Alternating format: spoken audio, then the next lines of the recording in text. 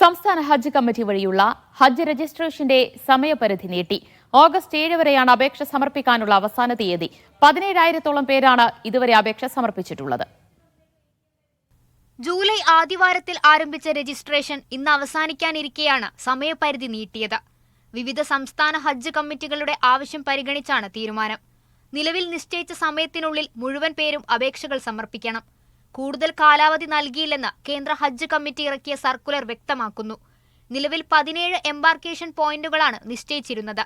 വിജയവാഡ കൂടി പുതുതായി എംബാർക്കേഷനായി ഉൾപ്പെടുത്തി. ഇവിടെ നിന്ന് പുറപ്പെടാൻ ആഗ്രഹിക്കുന്ന തീർത്ഥാടകർ സംസ്ഥാന ഹജ്ജ് കമ്മിറ്റിയെ ബന്ധപ്പെടണം.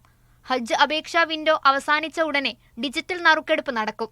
അതോടെയാണ് ഹജ്ജിന് അവസരം ലഭിക്കുന്നത് വ്യക്തമാവുക. ഓഗസ്റ്റ് 20-ന് മുൻകൂർ തുകയായി 15,300 രൂപയും അടയ്ക്കേണ്ടി വരും. Media 1 Jeddah.